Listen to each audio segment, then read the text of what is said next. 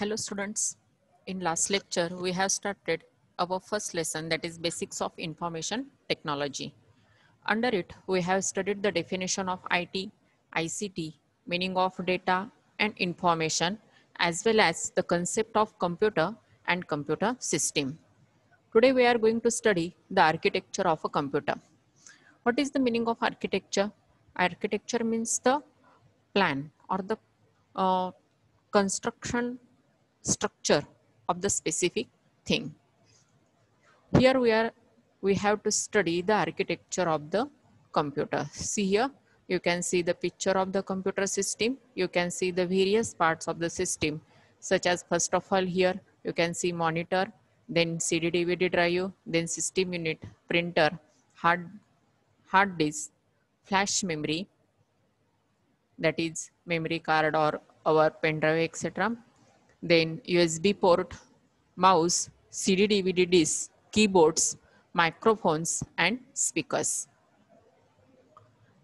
Now, when we think or when we say about the computer architecture, it refers to the complete design of our computer system. Our computer system is mainly divided into three parts. First one is the input unit, second one is the central processing unit, and third unit is the output unit. Let us go in detail for all these three units. First one is the input unit. The unit which provides the input to the computer system. That unit or that peripherals are known as the input peripherals or input unit. Simple examples or mostly used examples are keyboard and mouse. Whatever the different input we have to provide, that time we are preferring keyboard. It may be that uh, information provided by the keyboard, that may be in the format of characters, that may be in the format of numbers, instructions, commands. Any format can be provided as an input by using the keyboard. Also, we can use the mouse to provide the input to just provide the direction and commands to the specific instructions. Similarly, we can use the different type of inputs also, just like magnetic ink character reader, that is MICR, then optical character reader, that is OCR. Another one is the barcode reader. Then some more are touch screens. We generally using touch screen nowadays. And these are some of the best examples of the input devices. Then next one is the central processing unit, that is the CPU. Now when we provide any information from the keyboard or mouse, it goes to the central part of the computer system, that is the central processing unit. This central processing unit accepts the input from the keyboard or mouse, then processes it and then provides the output to the output device. Now, first of all, let us see its structure. See here. From here, we can provide the input. This is the complete structure of the CPU, that is the central processing unit. And after processing data here, that this CPU provides the output to the output unit. This central processing unit having different parts such as secondary memory or primary memory. In short, we will call it as only memory. Then second unit is the CU, that is the control unit, and third unit is the arithmetic and logical unit, that is the ALU. Okay. Now here, first of all, let us see the internal structure of the CPU. See this. This is the internal structure of the CPU. This first part, this is known as the ATX power supply. It is also known as SMPS. From here, we are providing the power supply to our computer system. Then this second part, this is known as the hard disk. Here, we have mounted the hard disk behind this drive. Here we have set the drive as the CD or DVD drive, but here we have assembled the hard disk. Then here fourth part is the motherboard. This part is the motherboard. Then this fifth one is the cooling device, that is fan. And this sixth unit, this is the extra drive space provided to insert any specific hard disk for the CPU. Now let's see the motherboard structure. Here, this is the cooling fan.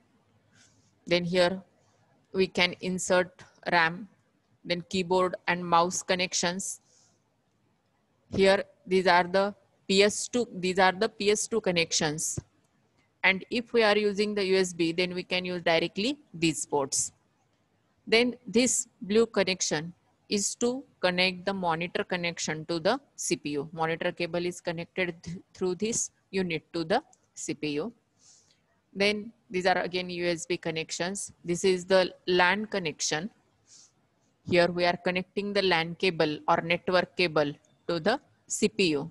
Then these three slots to record the audio, video, or to play any audio file. This is for the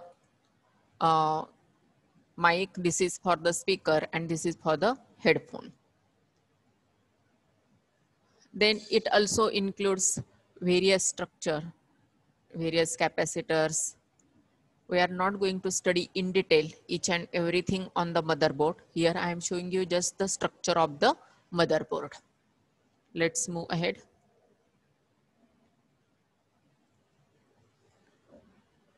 This is the block diagram of the computer system. Now, in this block diagram, first thing is the arithmetical and logical unit, that is the ALU.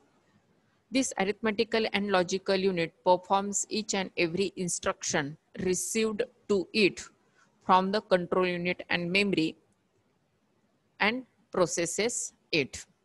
Now see, when user sends any data to the CPU from the input device, that time this memory and control unit receives it and checks it if it includes any calculation, and if it is, then and then that data is provided or forwarded to the ALU.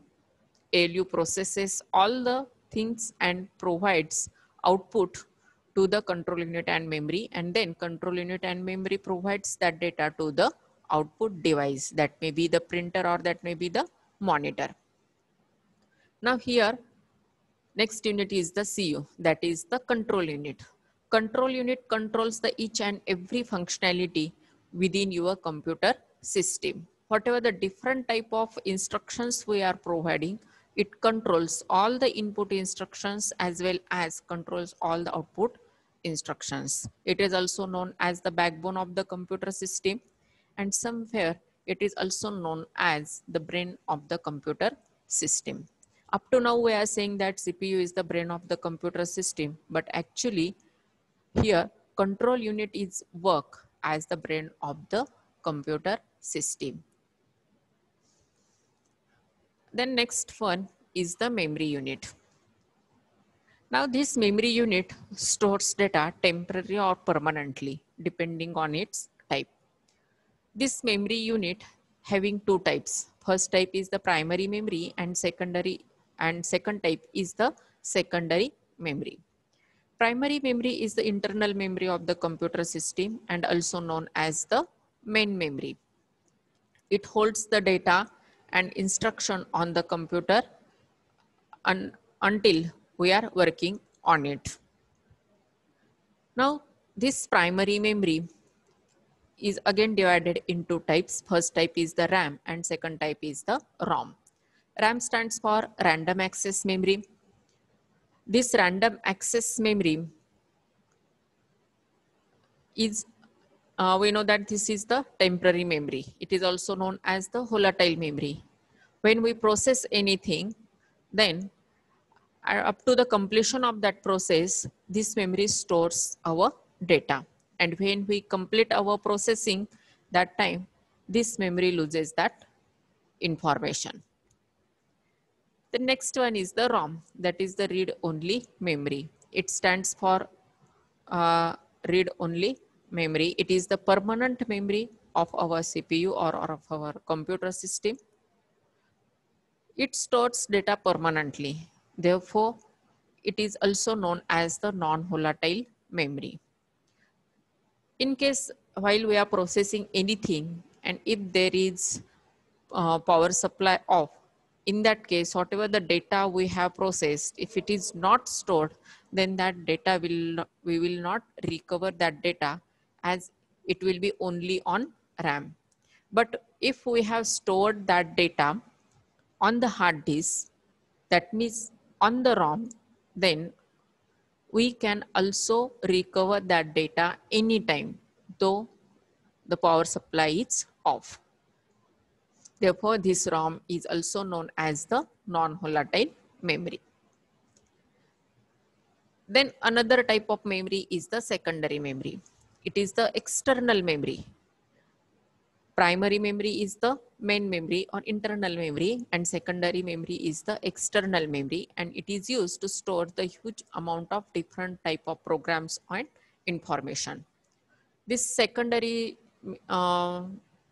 memory having different storage devices such as magnetic disk, magnetic tapes, pen drive, flash memory, optical disk, and SSD.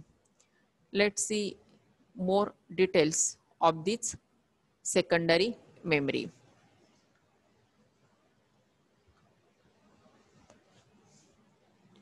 See, under primary memory, we have seen the RAM and ROM. This is the structure of the RAM. Here, in this way, we can mount the RAM on the motherboard. Then this is the ROM. It is mounted on the motherboard like this. Then hard disk. This is the structure of the hard disk. Externally, we can see it like this, but internally, it is in the circular format. It is having one spindle, one platter, one read-write head, and one actuator arms. This is the outer case to store the hard disk. Now this hard disk is again divided into number of sectors and number of tracks. All different type of sectors includes number of tracks. That means the basic or the smallest unit of the hard disk is the track. And we can mount these hard disks one upon another to form a spindle or a cylinder. Then secondary memory. Here we can see the different examples of all these secondary memory devices.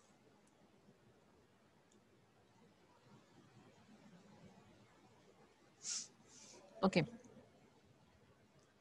Then come to the next point, that is the output device. The third and final component of the computer system is the output device. If you want to display the data in the soft format, then we can see our data on the monitor. And if we require the hard copy of our data, then we can use the printer as an output device.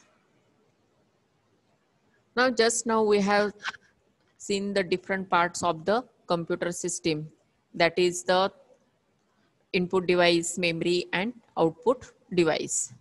Now this memory is having a specific unit to measure the data, or whatever the memory is stored on that specific device is measured by using the unit, that is bit. Its primary unit is bit.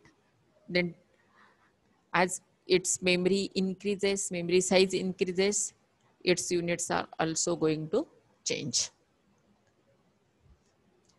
Computer storage and memory is often measured in the megabytes and gigabytes.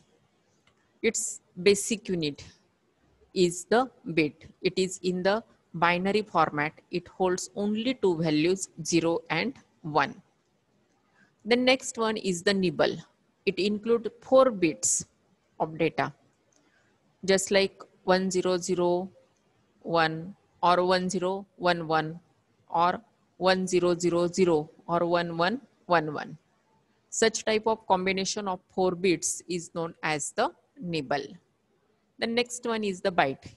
It is a group of 8-bit data. It is the smallest unit which we can represent the data atom or a character. For example, here we can say that 1 1 1 1 0 1 1 0 0 or 1 0 0 0 0 0 1. Here we can see the different units of memory. First one is the data measurement. First one is bit, and bit is having the binary size, that is 1 and 0. The next one is the byte. Byte having the 8-bit data. Then 1 kilobyte having 1024 bytes of data.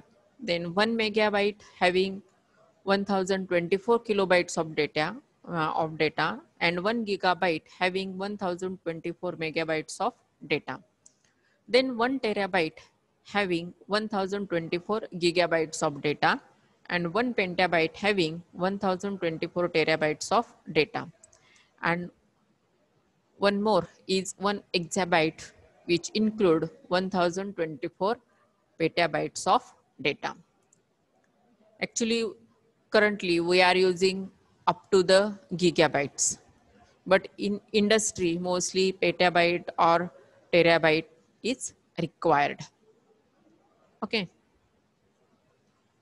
Then today we will stop here, and in next lecture we will study about the hardware, more about hardware and software.